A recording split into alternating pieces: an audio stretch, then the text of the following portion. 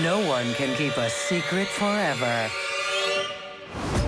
Franklin Bradshaw is a proud man who never misses a day of work. I think he prided himself in having good association with his employees and with his customers. They would come back again and again. But this husband and father isn't what he seems. You are such a selfish man. If you saw Franklin Bradshaw walking down the street, you would never know anything. There's trouble lurking just beneath the surface. Are you threatening me? You use the term dysfunctional when you talk about families like this. The secrets in the Bradshaw family are dark, they're twisted.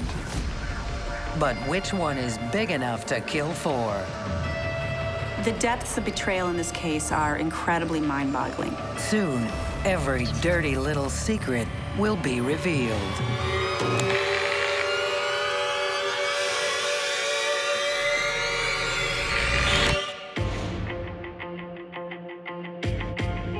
It's July 1978, and Franklin Bradshaw and his wife Bernice enjoy a simple life in Salt Lake City, Utah. The Bradshaws lived on a completely unremarkable street in an unremarkable neighborhood in America, a place where people mind their P's and Q's. Franklin Bradshaw was Mormon. His wife, Bernice, she was a force of nature, and she was beautiful. The Bradshaw children have all grown up and left the nest, and now live in California and New York with kids of their own. There were 3 daughters, Elaine, Marilyn, and the youngest, Frances.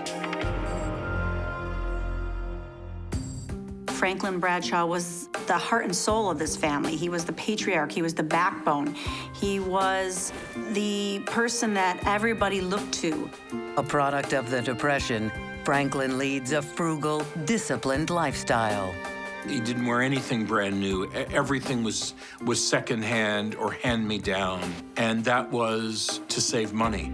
He was all about living modestly. He felt that that was extremely important.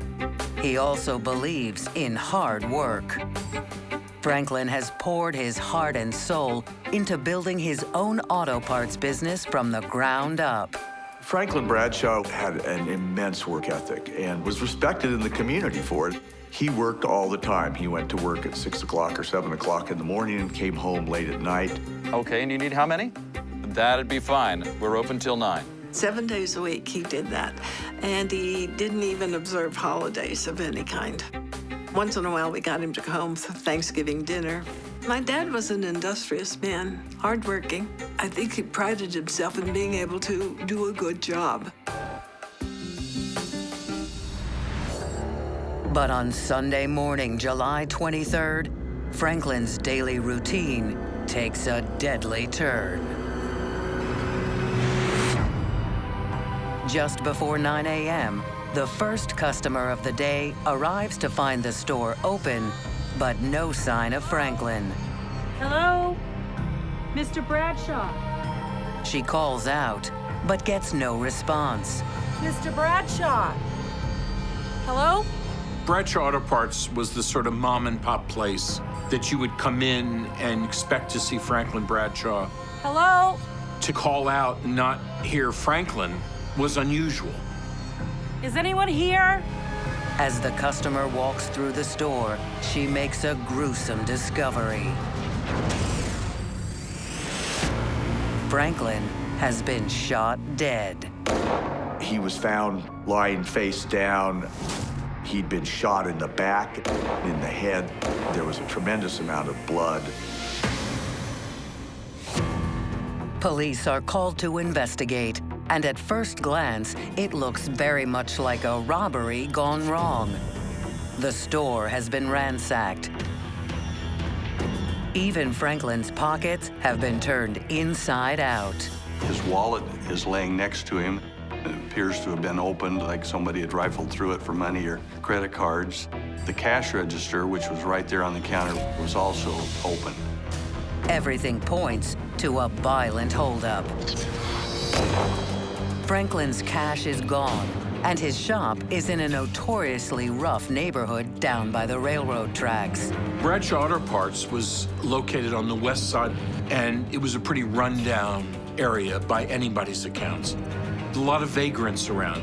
Not a particularly safe neighborhood. It was the immediate assumption that somebody passing through probably was responsible for robbing this store and killing Franklin Bradshaw. If a drifter targeted Franklin as he opened his shop, investigators are going to have a difficult time finding the killer. No one saw anything. We're talking about a Sunday morning, so there wasn't too many people out and about, and none of the other stores were open. It's entirely possible the killer was just passing through and has already fled town. They find nothing, no suspects, no suspicious activity.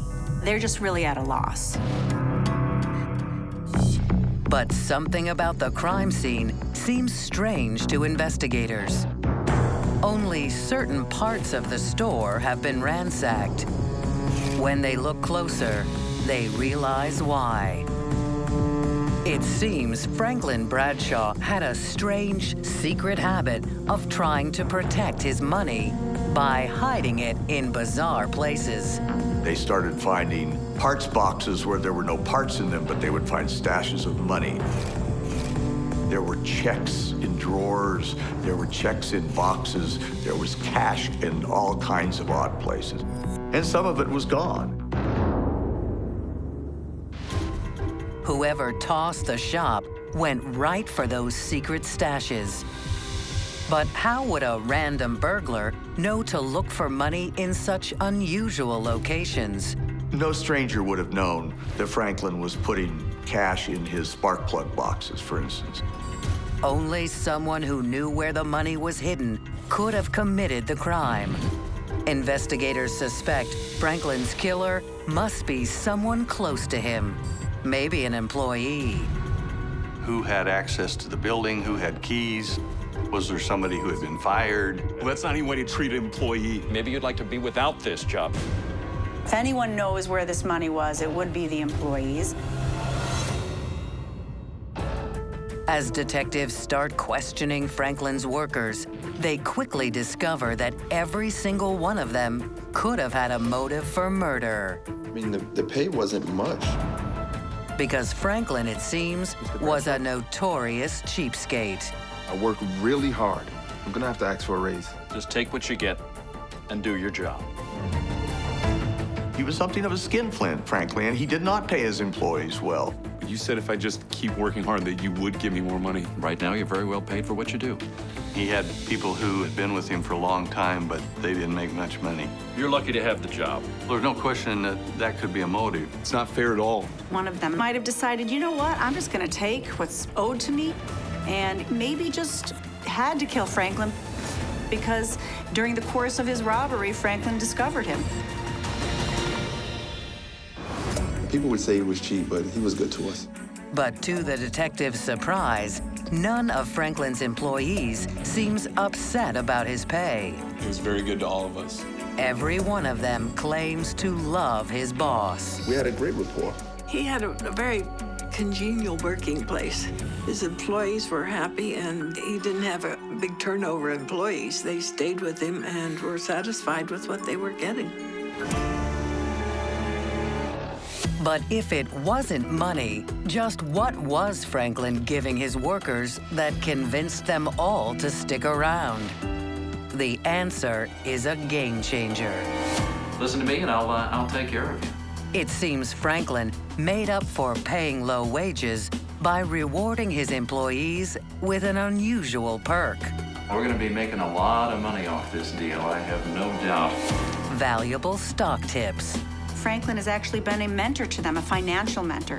I just want to say thank you. I doubled my money. Well, you work hard. I'd like to help you out. I'd like to see you prosper. All of them are doing quite well, despite the fact that they haven't been paid the highest of wages. None of Franklin's employees seems to feel his boss owed him a cent more. But something's not right. If Franklin Bradshaw was savvy enough to teach his employees how to invest, Why was he living such a modest life himself? Franklin Bradshaw's biggest secret will lead investigators down a far darker path than anyone could have imagined. This is our money. I don't want to hear this anymore. This is a story about greed and manipulation. The depths of betrayal in this case are incredibly mind-boggling.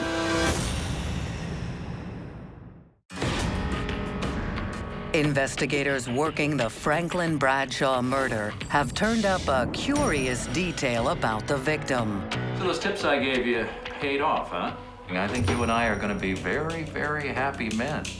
It seems the old man had a knack for giving stock tips. That investment tip that you gave me, it really worked out. I'm glad you took advantage of it. But if Franklin was a whiz at picking stocks, why the extremely frugal lifestyle? He was a little strange. He wore the same clothes every day. He brought his own lunch every day. Detectives look into his personal finances, and there they make a shocking discovery. Franklin Bradshaw died with a huge secret. He was making money. In fact, he was a secret millionaire.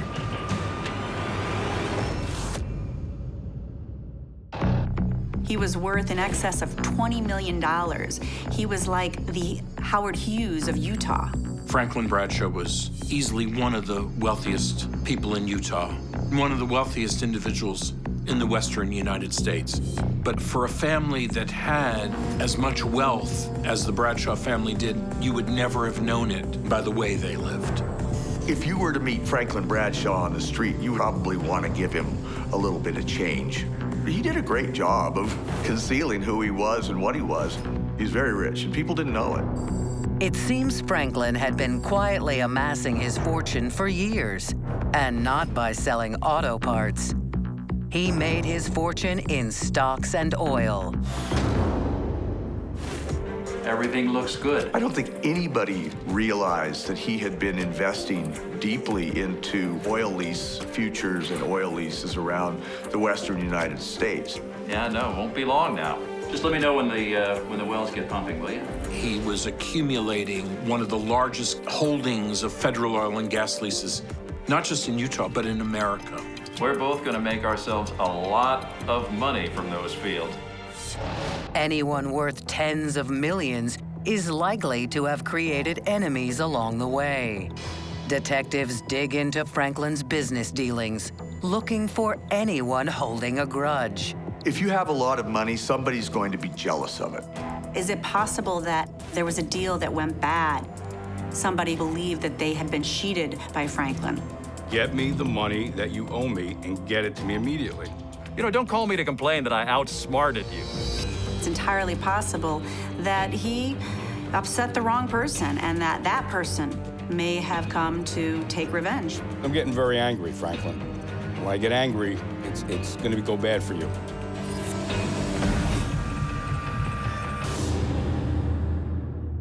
But when police talk to Franklin's business associates, none of them seems to have had it in for him. Franklin Bradshaw, for the most part, was a very honest businessman. He was wily, he was cagey, he would look for opportunities, but for the most part, he was not a scoundrel. He may have done some business dealings that were not 100% on the up and up, but overall, he hadn't made any real enemies. Now, detectives are at a loss, and they have to go back to the basics and try to determine who would have financially gained from Franklin's death. Detectives shift their focus away from Franklin's work and closer to home. A fortune as large as Franklin's could easily strain family ties, especially since it seems he refused to spend it on himself or anyone else. Dad kept his business to himself. It was money that he could use to reinvest and grow into more in assets. And he just felt it was wasting it to spend that much just for living expenses. Did one of Franklin's own flesh and blood kill him for his money? his wife Bernice was married to him for more than 50 years. And while he may have been happy living modestly all that time, it was no secret she was not.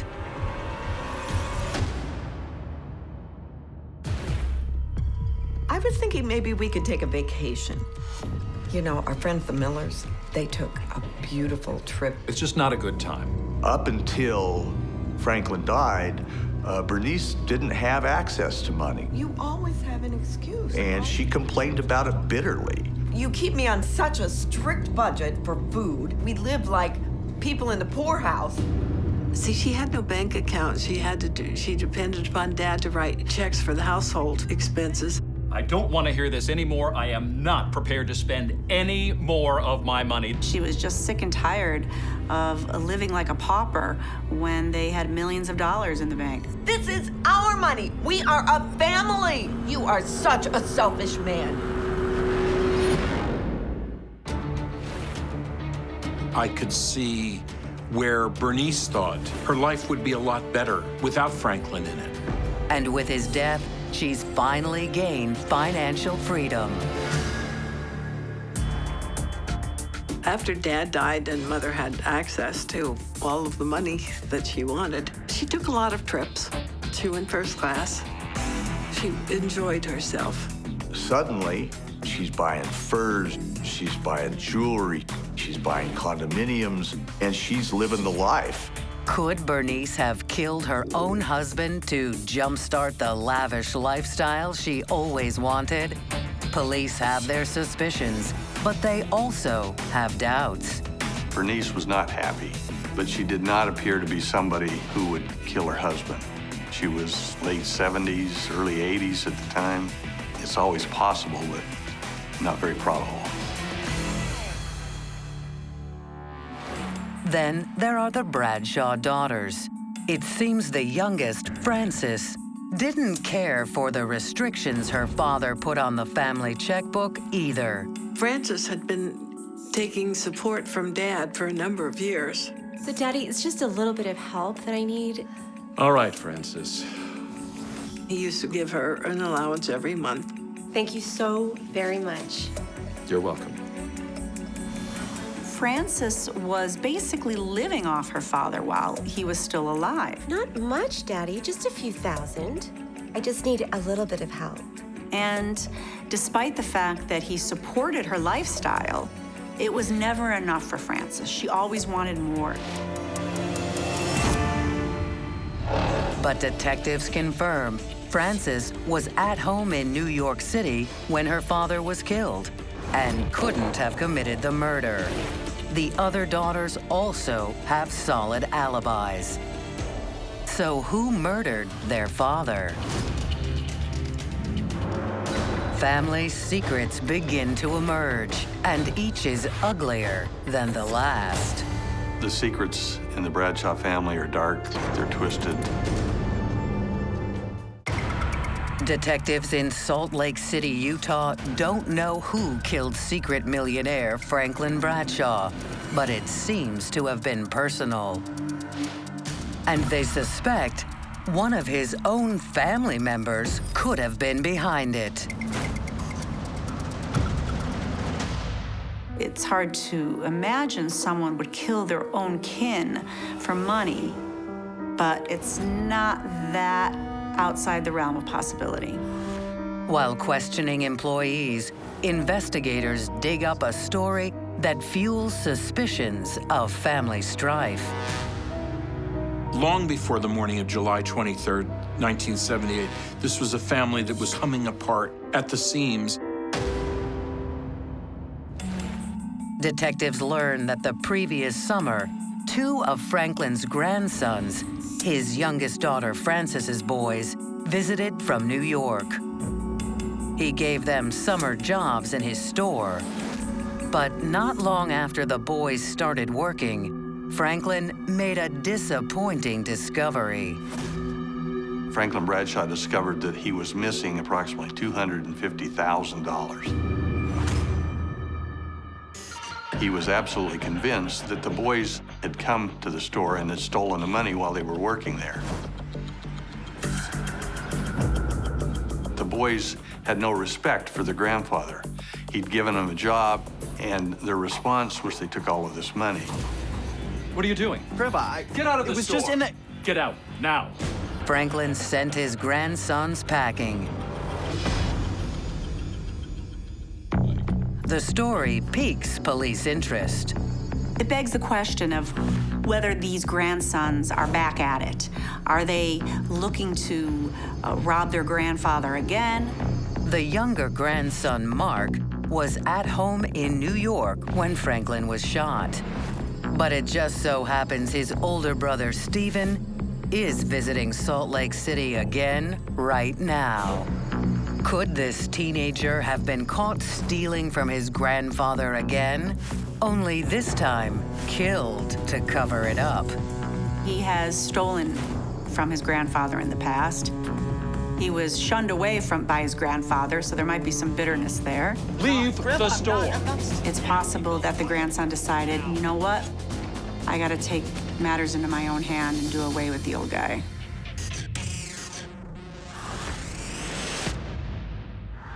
Hey, Grandma? Stephen's alibi is that he was at the family home when the murder took place. But when detectives ask his grandmother to confirm that, the information she provides seems suspicious. First, she said he got up early. No, then he slept in. He had a flying lesson. No, I think he was going to go visit some friends, and But then the flying lesson wasn't until later. I've been a little confused with all of the things going on in the last few days. And there was the sense that she was covering for her grandson.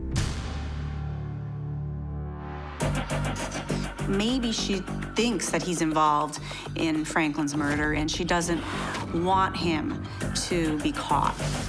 Because really, Franklin's now gone. Why would we want to bring more pain and suffering to our family? Stephen now tops detective suspect list, but suspicion is all they have.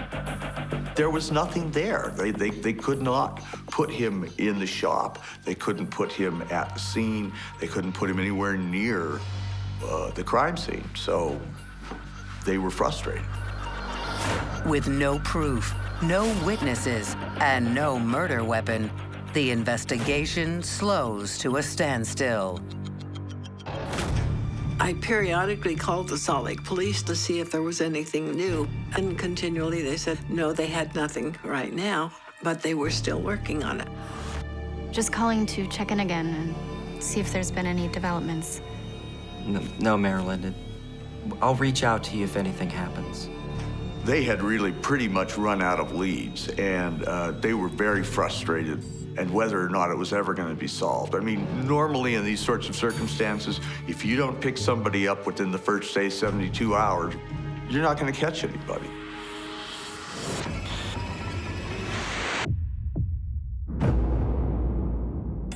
Years pass with no movement in the case until chilling news from 2,000 miles away shakes up the Bradshaw family and jumpstarts the investigation once more.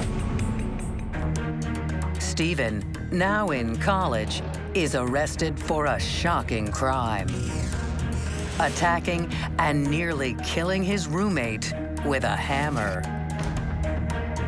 This event shocks the Bradshaw family, and it brings the Franklin murder back into the forefront of the investigators' minds.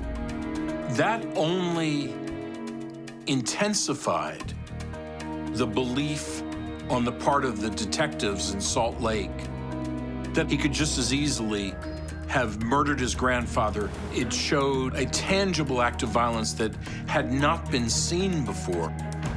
At that point, the focus shifted back to him. He's capable of violence. I took that hammer and I gave the kid what he deserved. It put heat back on the family as far as the focus of the investigation. He had previously stolen from his grandfather. He was in town at the time that the murder happened. And now, flash forward all this time, he actually commits a heinous, brutal act that shows that he had the capacity to do it. This grandson becomes a prime suspect from the investigator's point of view. But without some new evidence tying him to the crime, investigators still can't take action. He'd had some mental illness problems, but there was no proof and no real reason to kill his grandfather. Detectives take a fresh look at the cold case, searching for a motive. Who's gained the most from Franklin's death over the years? Stephen didn't inherit the millions. Franklin's widow, Bernice, has been enjoying some of the finer things in life since his death. But in the last few years, she's given most of her fortune away. She's living a nice life, and she is spending money, but not necessarily on herself so much. And when police follow the money trail, they're shocked to discover where Franklin's millions have gone. It seems the killer may have been hiding in plain sight the whole time. Secrets come out at some point in time, no matter how hard you try. Years after secret millionaire Franklin Bradshaw is shot to death in his shop, investigators following the money may finally be on the trail of his killer.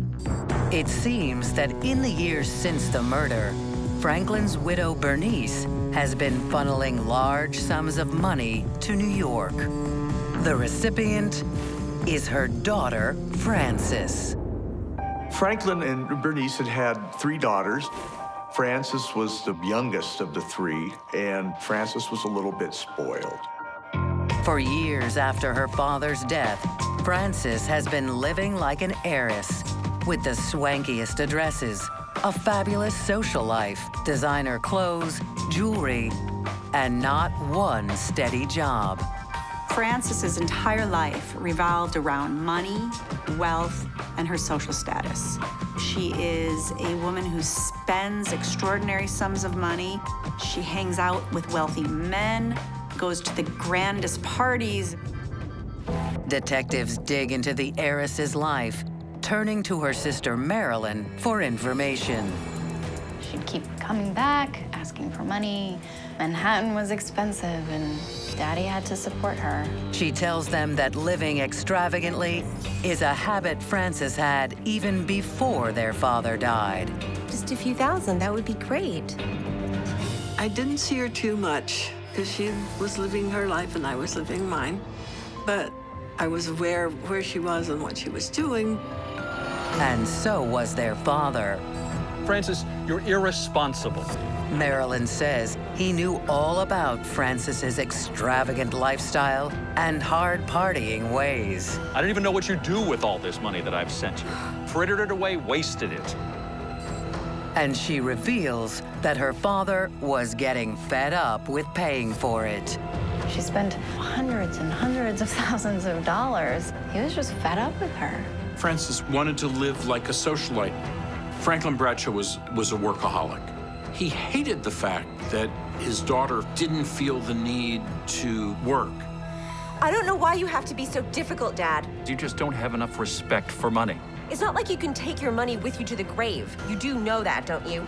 Franklin was a very frugal man who worked hard, and he did not respect his daughter's choices. She's someone who does not at all fit the mold of Franklin Bradshaw's daughter. I have a bad feeling about all of it, you know? Marilyn tells detectives she's grown increasingly concerned over how much her sister has gained since their father's death. I'd hate to think that she had something to do with this. The reason she's worried is because of a family secret police don't yet know. You are bleeding me dry. And it's one that might reveal a motive for murder.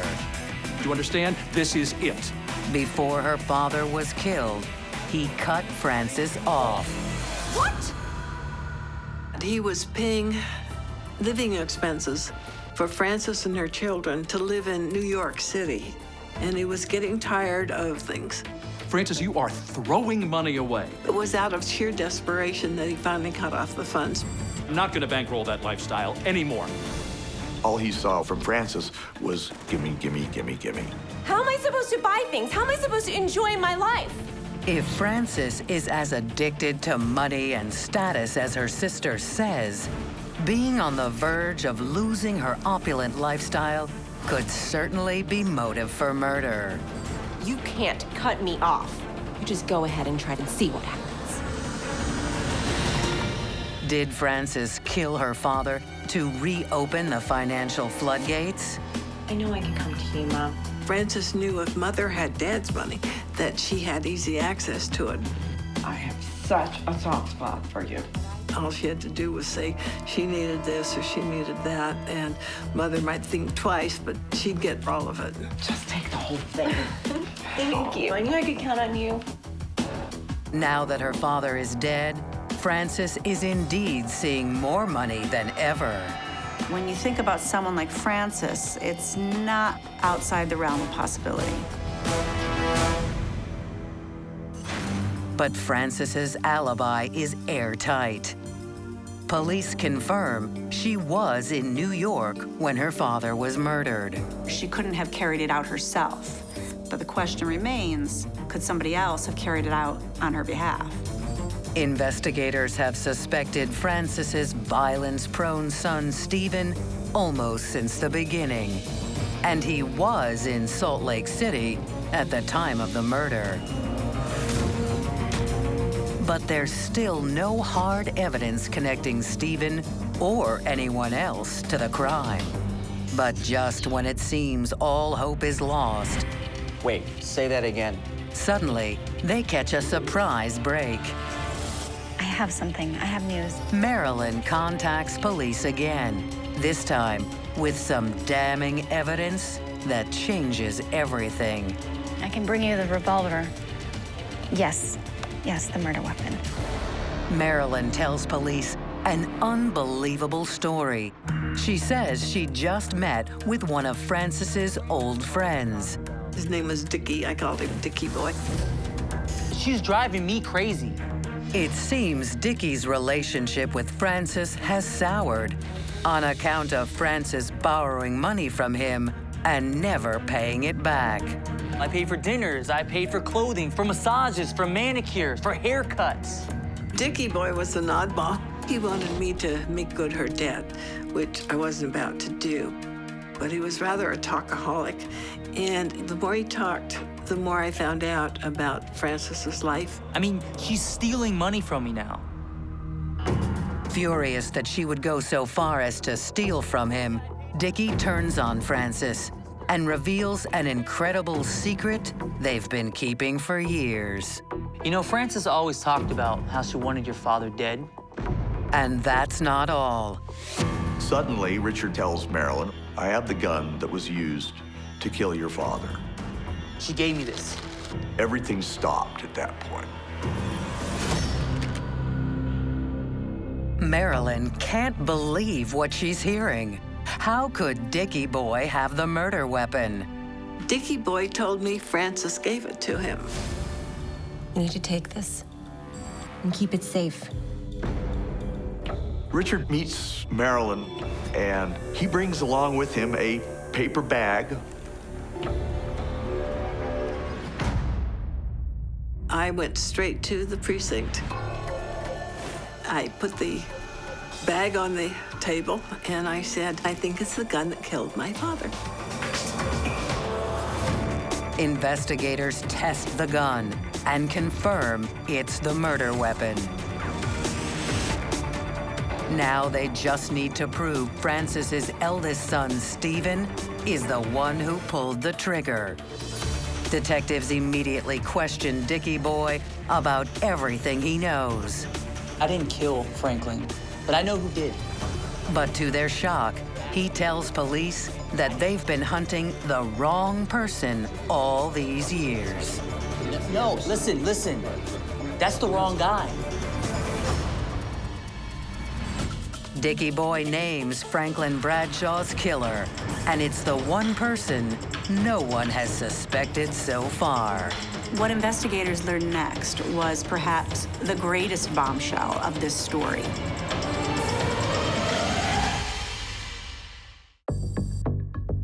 Two years after Franklin Bradshaw was gunned down, police have the murder weapon. But who pulled the trigger? Detectives go straight to the source. Dickie Boy, a friend of Franklin's youngest daughter, Frances. Hey, thank you, Dickie, for coming down. Of course. Start from what you know.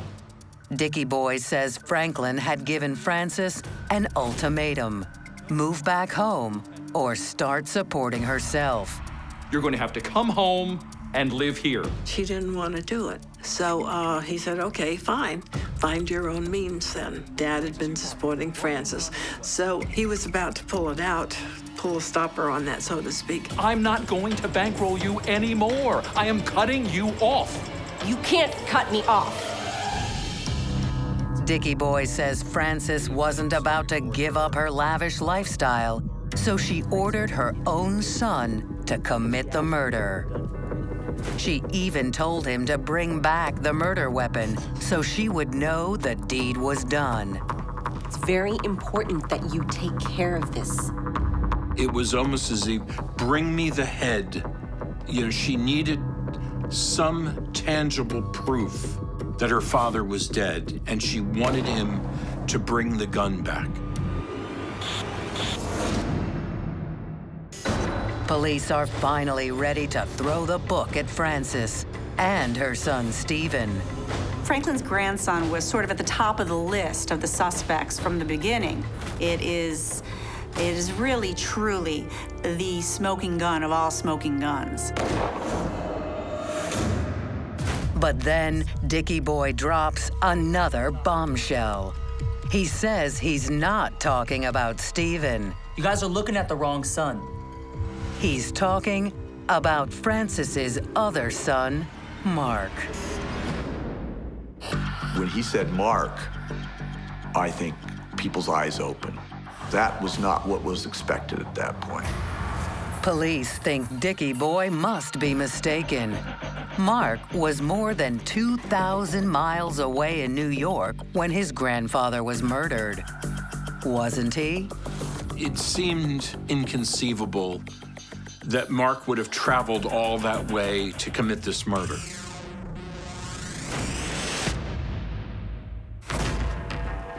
The biggest hurdle or problem that we face now was trying to figure out how Mark got from New York City to Salt Lake City. Detectives quickly sift through airline records. They don't see evidence of Mark getting on any flights to Salt Lake City. But they do make a startling discovery. Tickets booked under the name of Mark's older brother, Stephen, who was already in Salt Lake City. Mark knew that investigators would probably be looking at his itineraries to see where he was, to try to confirm his alibi. So it was rather clever that he would book a plane ticket in his brother's name. Police arrest Mark, and he quickly crumbles under the pressure. So you killed your grandfather. He confesses to flying out under his brother's name, buying a gun, and using it to kill his own grandfather. And I put the gun to the back of his head, and I pulled the trigger. He commits a heinous, brutal act. To kill your own flesh and blood takes a very unique type of person.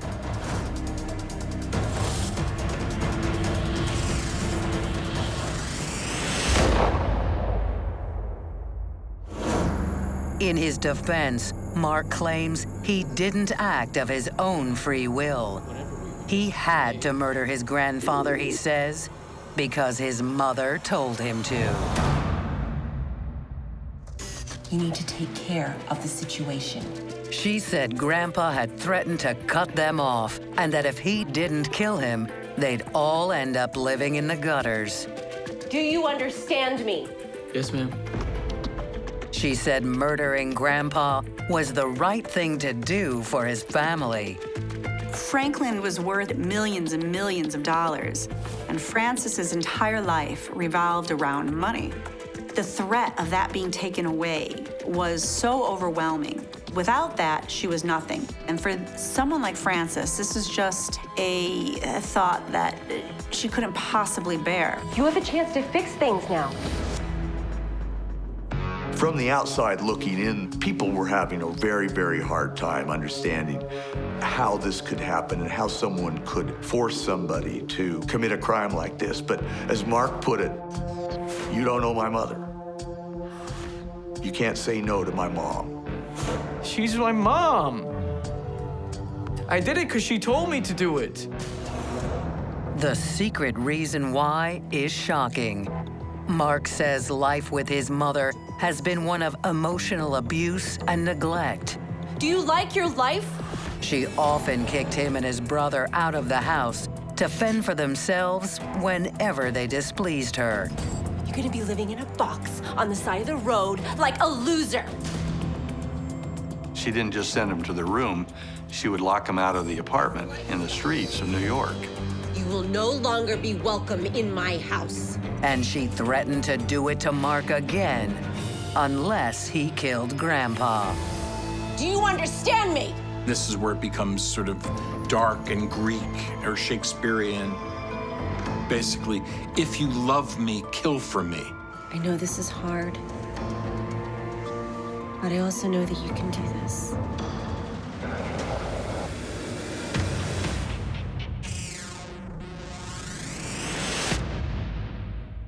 When Mark came home from Salt Lake, he gave her the gun and said, "Mom, I did it." I think the first time in his life, his mother hugged him and brought him close and said that she loved him and told him that he'd done the right thing. When the truth comes out in court, it doesn't take long for the jury to reach a verdict. Both Frances and Mark are convicted of murder. I could not believe that Frances actually engineered this whole thing. It was a big betrayal. Mark serves 12 years and Frances 13 before they both are paroled. It seems like a small price to pay for killing their own family for money.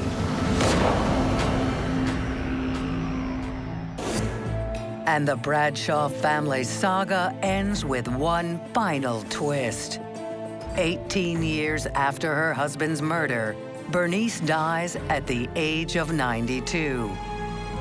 In her will, she leaves much of her remaining fortune to Frances. She ended up getting the money. So in the end, Frances didn't suffer too badly. You often hear people say that crime doesn't pay, but in this case, oddly enough, it did pay. Daddy's little girl always wanted more, and she was going to get it, even if it cost Daddy his life.